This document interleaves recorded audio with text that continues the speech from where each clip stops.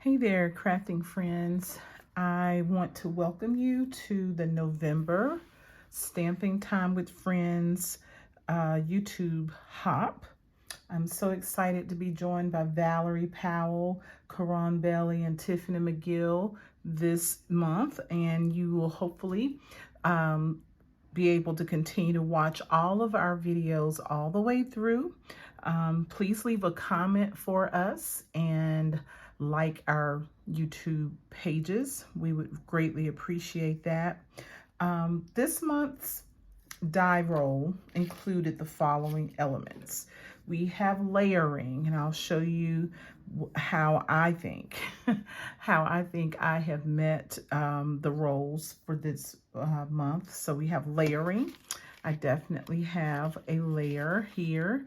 We're using neutrals, so I have Smoky Slate, and I also have Blackberry Bliss, which I honestly never considered as a neutral, but sure enough, Blackberry Bliss is a neutral, or in the neutral collection for Stampin' Up.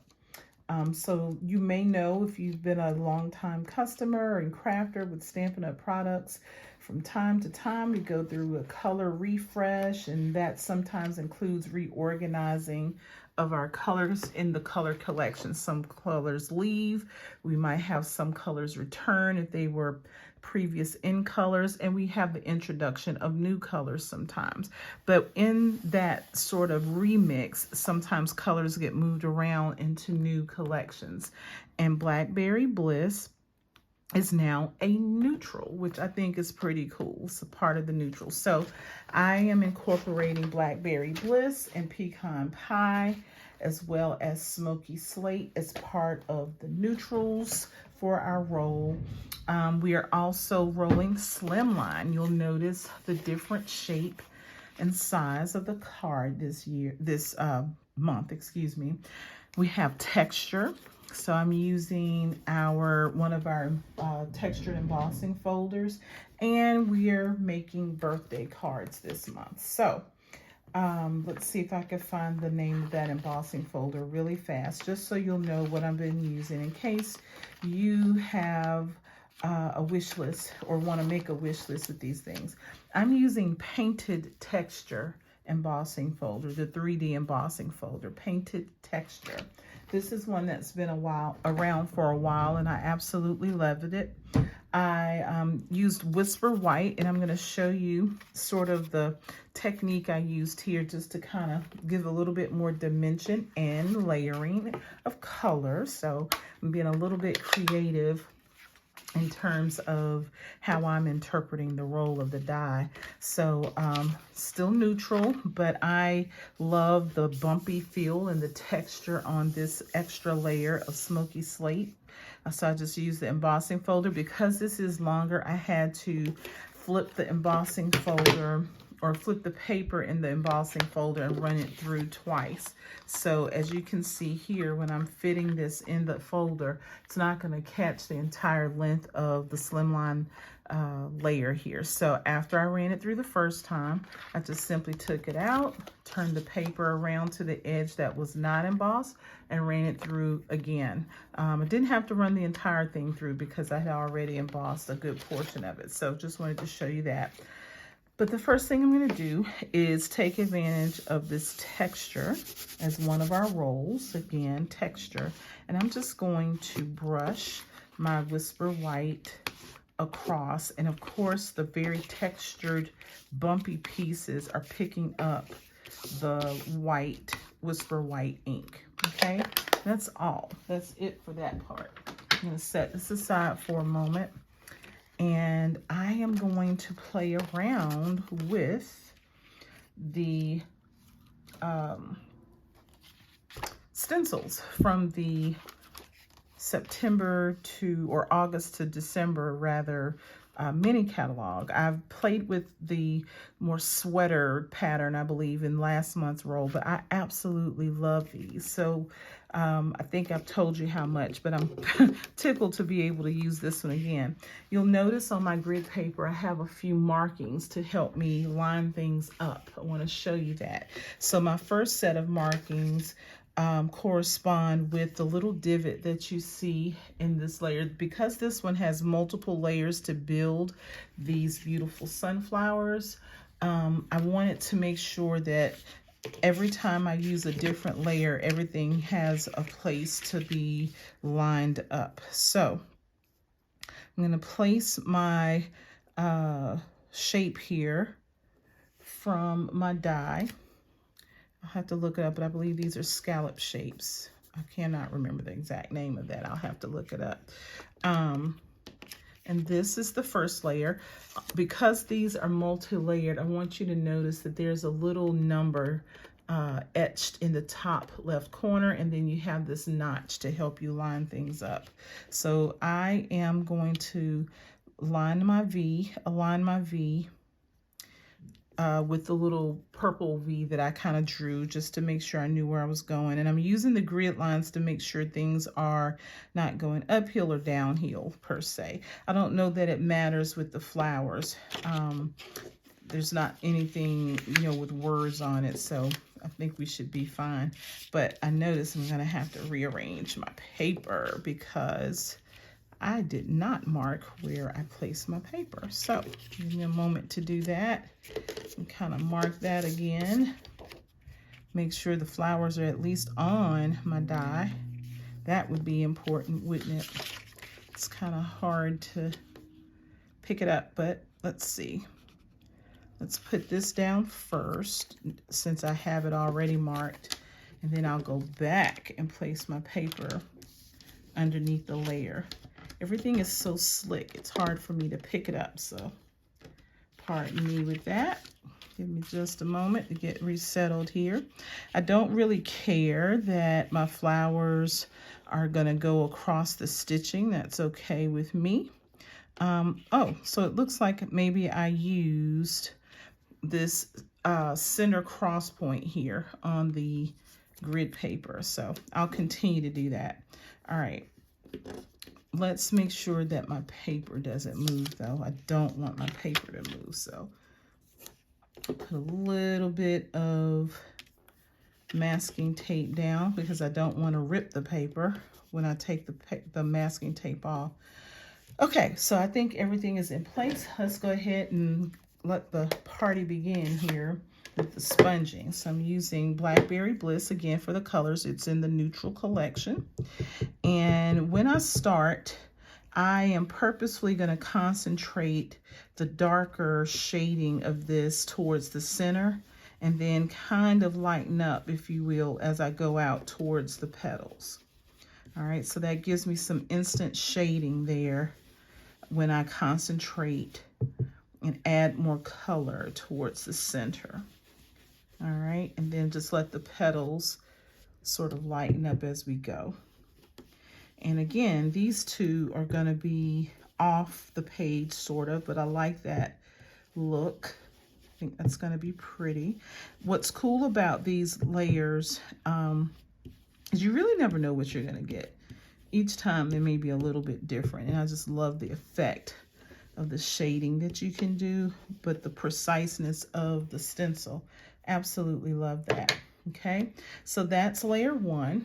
Let me put this away for a second. I like to close my inks so that they don't dry out while I'm going on to the next thing. Okay, so that's number one. And then we have layer two. So again, we have the little number notched in the top corner. So we have number two. And again, I'm going to use the little notch that I drew and my dot to know where to line everything up. And I am going to go out of the die roll for a moment by using Mossy Meadow. So Mossy Meadow, I believe it's in the Regals collection. It is not a neutral, but I didn't see any neutrals that I wanted to make the leaves, so that's okay. This is the only kind of element that I'm out of the roll. All right, now the other leaves are kind of off the page. They're not going to be seen on the die, so I don't have to worry too much about that. Move on to my next layer and set of colors. So that's number 2. Number 3 helps us to start making the center, shading in the center. And again, 3 is in the top corner here. If I line up my notches and my little drawing, I should be right there in the center. And I'm using pecan pie. That is a part of the neutrals, but I'm using that for the center. Now for this layer of the center, I'm gonna be a little light-handed with this. I'm not gonna make that too dark, and you're gonna see why in a second, okay? And the one on the right here is off the paper, so it really doesn't matter. I'm still gonna use the pecan pie, but watch what happens with the last part of the center. So even the center has 2 parts, which I think is pretty cool. Gives you some depth, okay? A little bit of depth there. All right. Now, I'm gonna go back in and make this one a little bit darker, and you'll appreciate why in a moment. Okay. Goodness, it's hard. There we go. So we get some instant shading there as well by kind of varying how much ink we put on that layer of it. All right, so for all purposes here, we're pretty much done with this piece. I'm gonna set that aside.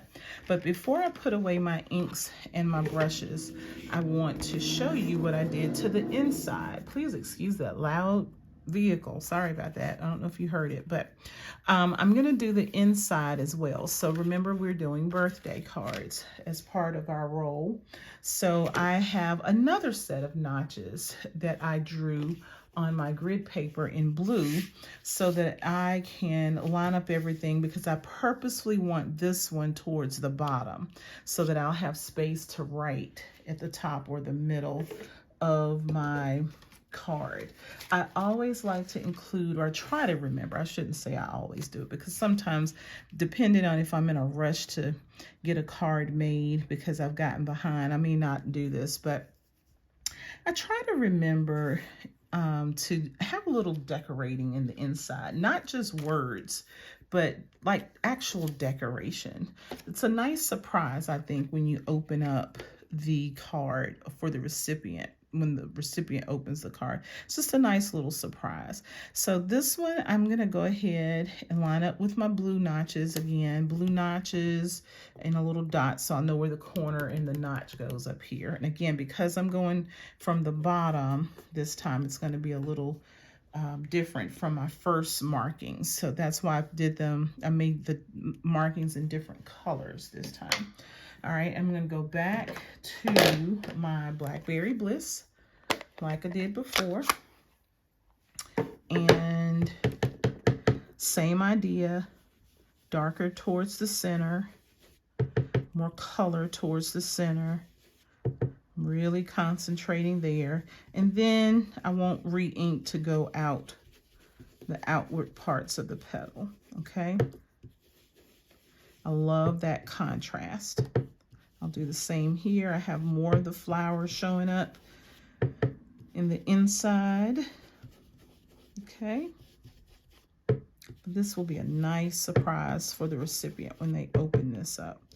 All right. And again, this one is off the page, so I don't need to worry too much about that. So just going in the same order. Nothing has changed. It's just that we're adding something interesting for the inside. Okay. And again, let me close this up.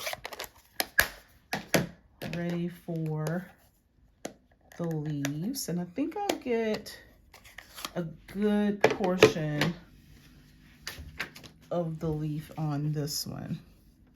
So let's see. Yeah, I'll get a good portion of that one leaf on this one. Not so much the others because they're off the page.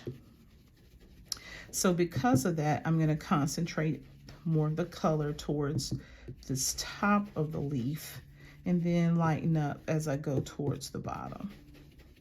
Okay, so it'll follow that same pattern of light or dark to light as you come down the leaf. just a little bit right here. Probably not enough to really concentrate on, but adds a little pop of color there as well. Okay. All right. Make sure I'm in camera there. I have to remember that. Okay, layer number 3. Again, let me close this up. Here's layer number 3 in the pecan pie again. And lining that up with the notches. Sometimes I have to shift it just a little bit. It's not meant, these centers are not meant to be perfectly in the center. In other words, you're going to have a little bit of the flower poking out, and that's fine. Just don't want you to think that there's something wrong with it. So again, I don't do too much with this layer of pecan pie in terms of darkness, because I do want the contrast for the last layer of the center. I do like that contrast. So this is the contrast. I guess maybe we could call this where the seeds would go in the sunflower, maybe. I don't know. I hold on to sunflower season as long as I can. I absolutely love sunflowers. And I love discovering the different varieties and colors with sunflowers. They're not just in yellow, the iconic yellow. So, all right. And that's that. So now let's put this all together. We've done the heart part. Let's put all of this together. A really fun card to make. And I think I like the fact that we have different sizes as well. You can go ahead and put this on the inside because I'm done with all of my shading. I don't have any more stamping that I'm going to do. I always like to do any coloring and stamping first before I glue things down in case I mess up, and then I can turn it over if that were to happen. So shading, coloring, stamping first, then you glue last. All right. And whenever I'm doing layers, I typically like to do or use liquid adhesive because it is so forgiving. And so I have a few seconds to move things around if I mess up in terms of aligning everything. So that's another little trick. Now here's another little trick. You probably already know this, but I like to use every bit of my dimensionals.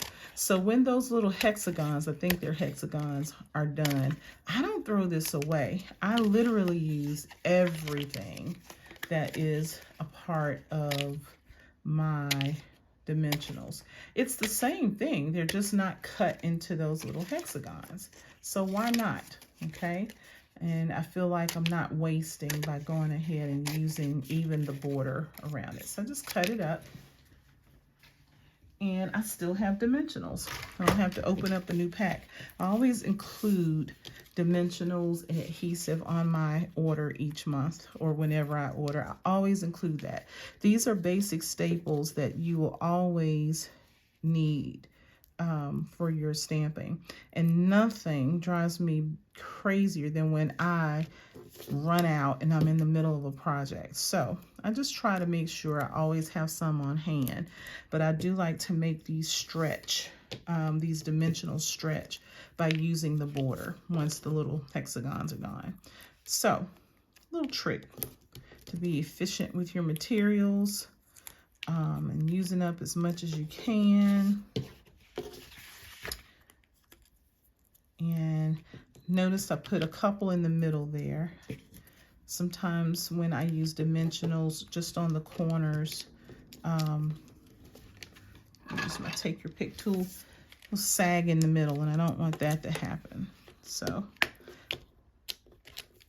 I'll put a few in the middle. I don't believe in any such heresy as too many dimensionals. There's no such thing. No such thing. All right, so now I can commit this to the front layer.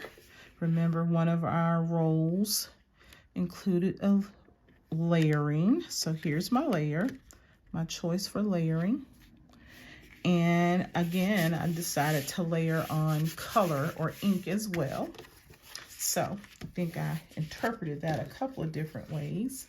And then before we put this on, I do want to add some white baker's twine, just kind of furthering our neutral color, but a little embellishment there.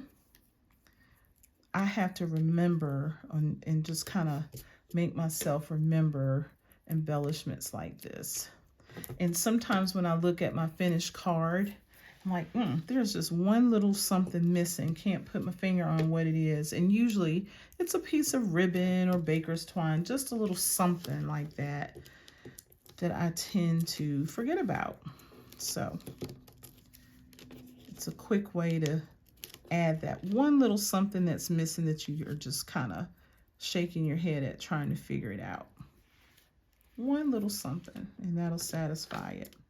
All right, get these off. Okay, so what I'm gonna do is just cut a length of my baker's twine and tie a simple bow.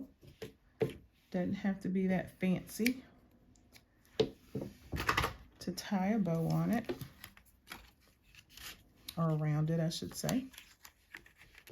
And kind of want it towards this bottom here. All right. Hope I gave myself enough length. Sometimes I waste a lot of ribbon or twine because I need a bunch of length just to be able to do this, to make the bow or to tie the knot. And so just with my fingers, I need enough to work with. So sometimes I think it looks like I'm wasting, and I probably am, but it's all right. It's all right. Okay. I think I could pull this down a little bit. Have some smaller ears, rabbit ears, bunny ears. Okay. I'm going to trim this down just a smidge more since I've pulled those bunny ears, or pull the tails on it. Okay, now I'm ready to glue this piece to the front. There we go. I don't want to pop that up. I've used dimensionals on my smoky slate layer with the texture. I've used dimensionals on the back of the sunflower piece. So I think that's enough. Although I just said there's no such thing as too many dimensionals. Maybe we have to think about that sometimes. All right, I'm using the Something Fancy Happy Birthday sentiment, as well as a little die, just a little window here. And I think I'll place that on the corner the way I did here. I'm gonna try this corner. Let's go for that corner. I like that one a little bit better. Okay, switch it up a little bit. I have to get my magic eraser to get that glue off. I don't know why I did that. Just get that adhesive off. But that is a lovely combination. I absolutely love this combination of gray and the deep dark purple of Blackberry Bliss. And I hope you've enjoyed it as well. Please do stay tuned for my fellow crafters as they bring you their versions of the Roll with the Die for the month of November. I think there was one thing I forgot to tell you, and that's the dimensions. If you're wondering the dimensions to cut your cardstock for Slimline, the original cardstock before I folded it measures 8 7/8 of an inch, so 8 7/8 by 7 inches, and then I scored it in half on the 7-inch side at 3.5. Forgot to tell you that. So now I want to say and remind you to please stay tuned for the rest of my fellow crafters on the playlist. We have Valerie Powell, Karon Bailey, and Tiffany McGill. Please do watch the entire video. We hope that you'll be inspired by our interpretation for the November Roll of the Die. Thanks so much.